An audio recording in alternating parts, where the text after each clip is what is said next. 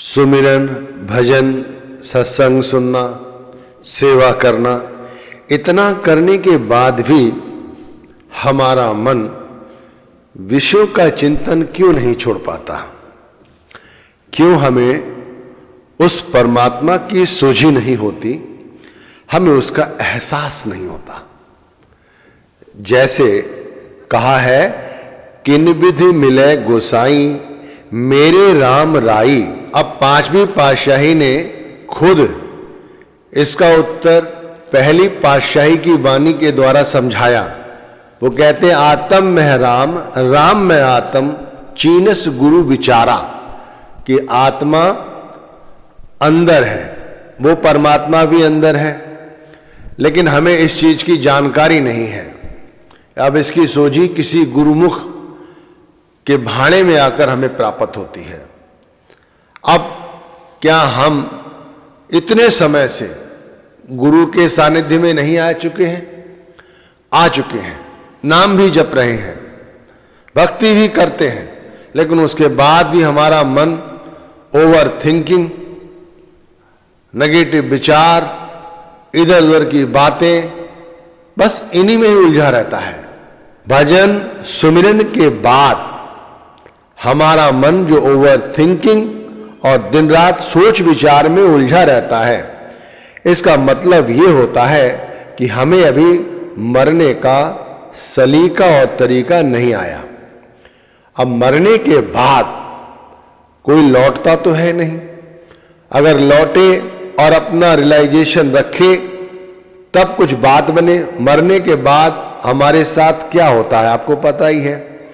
शरीर को मिट्टी में दफना देते हैं या जला देते हैं। याद कुछ रहता नहीं, लौटता कोई है नहीं।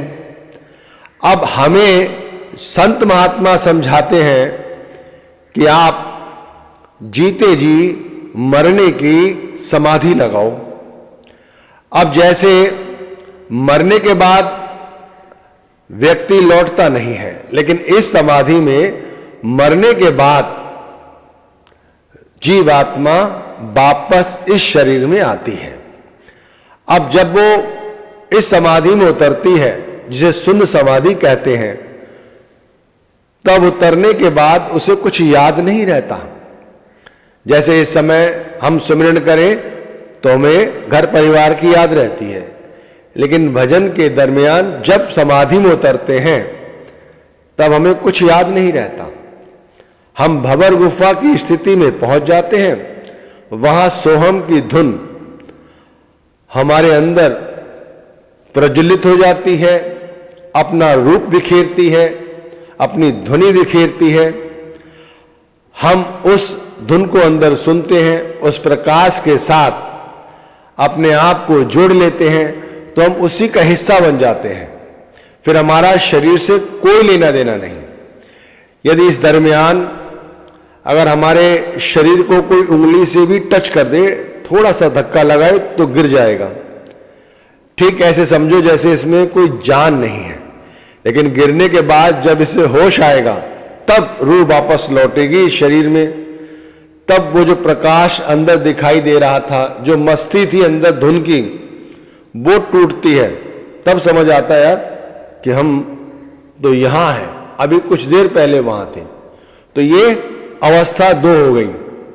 अब होता क्या है, हम तो सोए पड़े हैं और हमारा मन इस तरह की भक्ति नहीं करना चाहता, क्योंकि डरता है। भाई इसमें तो बहुत खतरा है, हमें ऐसा लगता है। अब स्वामी जी महाराज ने देखो चेताया है। वो कहते हैं, सोता मन कस जागे भाई। कस कैसे जागे? सो उपाय मैं करूं बखान। तीरथ करे व्रत भी राखे, विद्या पढ़ के हुए सुजान।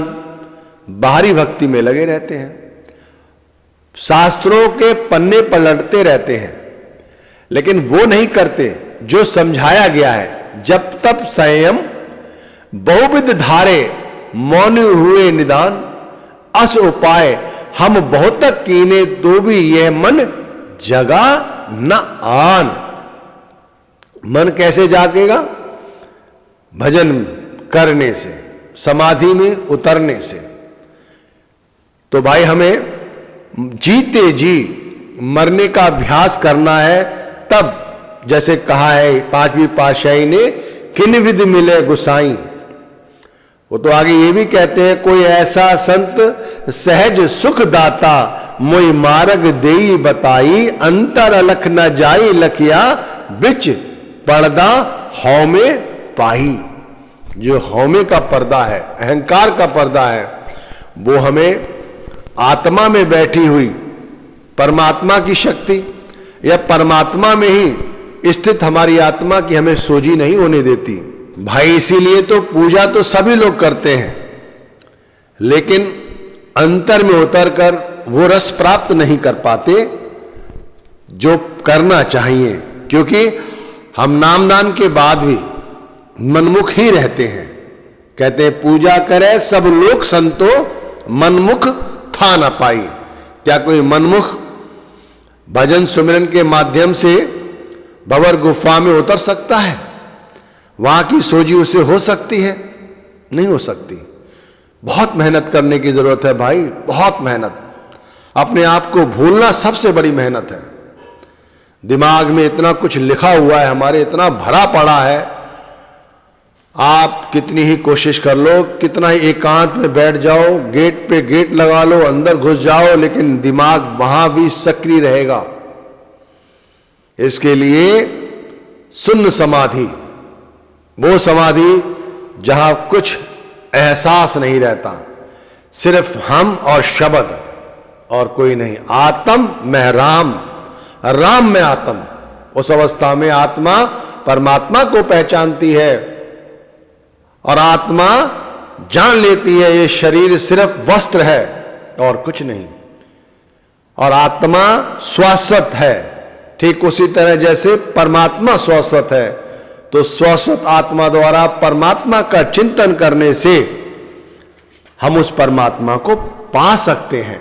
शून्य समाधि में जब उतरने लगोगे, तब वो जो अनुभव होंगे वो विचित्र हैं।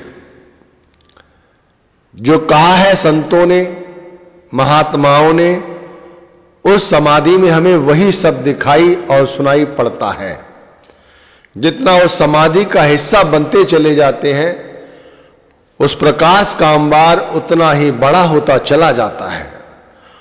वहां के संगीत तरह तरह के हैं, जहां अनेक जीवात्माएं हैं जो सुन रही हैं, लेकिन शांति कितनी है उसे शब्दों द्वारा बयान नहीं किया जा सकता। बाहर वाणियों के माध्यम से जो समझाया जा रहा है, वो जीते जी मरने की अवस्था में ही प्राप्त किया जा सकता है। अब लोग कहते हैं क्या ये समाधि चौखड़ी लगाकर एक जगह बैठने पर ही बनती है, या ये जीते जी चलते फिरते खाते पीते दुनियावी काम धंधे करते हुए बन जाती है? तो भाई बन जाती है, इसमें कोई अतिशयोक्ति नहीं है कि दुनियावी काम धंधे करते हुए भी ये रहस्य हमारे सामने आते हैं और हम इनका आनंद लेते हैं। लेकिन इसके लिए शुरुआत हमें एकांत से ही करनी होती है। अमृत वेला में उठो, जैसे बताया गया है वैसे भजन करो। सुबह से ही जब आंख खुले अपने आप को भूलने की कोशिश करो। हम अमुक हैं ये ना हो, बस हम शब्द हैं ये हो। इसके अलावा हमारा और कोई परिचय नहीं है। ना गुरु के नाम पर अटक जाओ, ना उनकी संगत का ध्यान करने लग जाओ। उससे पहले कौन थे, उससे पहले कौन गुरु थे, ये सब बेकार की बातें हैं। असल में उन्होंने जो दिया उनको, उन्होंने किसी और को, उन्होंने आज हमें दिया है, वो केवल शब्द है। इस शब्द का ध्यान होना चाहिए। वो भी शब्द धुनात्मक रूप से ध्यान में आना चाहिए। वो कैसे होता है? वो अपने आप जपा जा रहा है, हम नहीं जप रहे हैं, ना हृदय द्वारा ना कंठ द्वारा, ना जुबान द्वारा, अपने आप जैसे हम समाधि में उतरते हैं, फिर हमें अपने आप सोजी होती है वहां की, अपने आप वो शब्द धुनकारे देता है। जब हम वहां जुड़ जाते हैं और वो शब्द हमें शब्द धुन, शब्द के प्रकाश के साथ जोड़ लेता है, और फिर जब हम वापस आते हैं यानी भजन से उठते हैं, तब हमें वो सब सोजी होती है। अब यह अभ्यास हमारा 10 दिन, 20 दिन, 1 महीना, 2 महीना बन गया, लोगों के तो कई कई साल के बने हुए हैं। अब फिर जब वो घर परिवार के कार्य करते हैं, तब उन्हें जैसे बताया कि भाई ये समाधि चलते फिरते भी बनी रहती है, तब बनी रहती है। अब जैसे कहा है ना कि कमल के फूल पर पानी की एक बूंद डालो तो पत्ते से ठहरती नहीं है, नीचे गिर जाती है। ठीक इसी तरह हमारी तब अवस्था बनती है, कहने भर से नहीं, इसे समझने की आवश्यकता है। अब एक बात और, भाई जिनको गुरु चाहता है उनके साथ ही ऐसा होता है। तो हम कहते हैं भाई हमारे साथ लगता है गुरु चाहते नहीं है, इसलिए हमारे साथ ऐसा नहीं होता।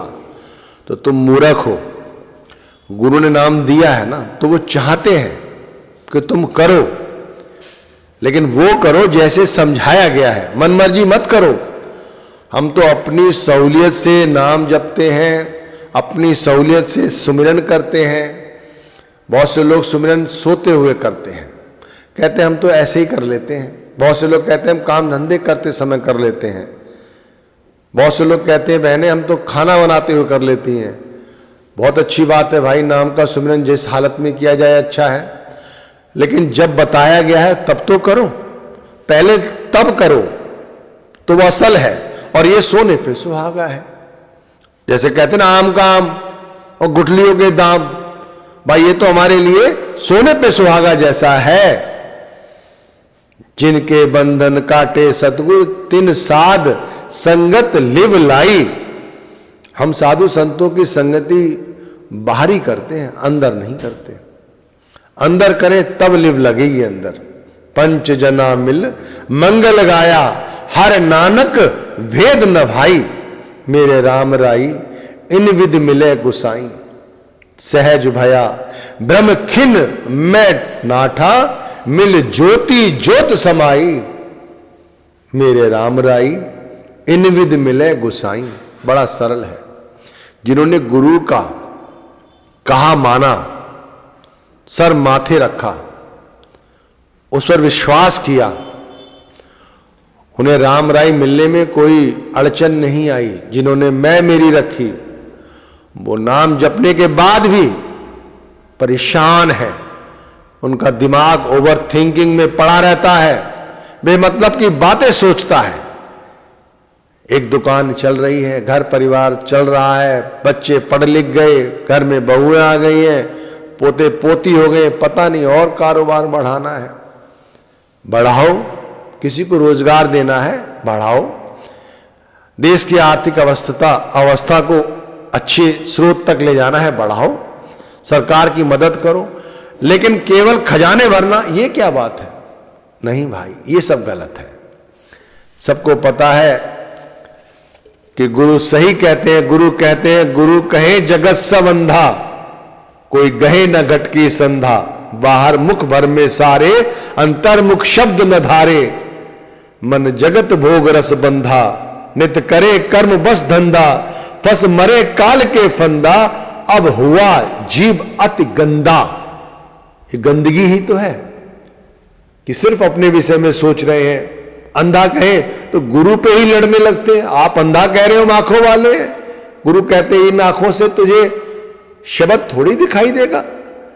अंतर्मुख जा, अंतर्मुख जाकर उस शब्द को धर, उसके साथ जुड़ जा। क्यों रसों में अपने आप को, क्यों विषय विकारों में अपने आप को फंसाए हुए हैं? वो तो नित्य समझाते हैं, हमें शब्द की खोज बताते हैं। वो कहते इस तरह अंदर जाओ, तब शब्द तुम्हें मिलेगा। उन्होंने वाकई में कहा है, विरला कोई जीव अधिकारी, गुरु वचन करे आधारी। जो वचन समारे गुर के, मन फंद लगावे छल के। विरला है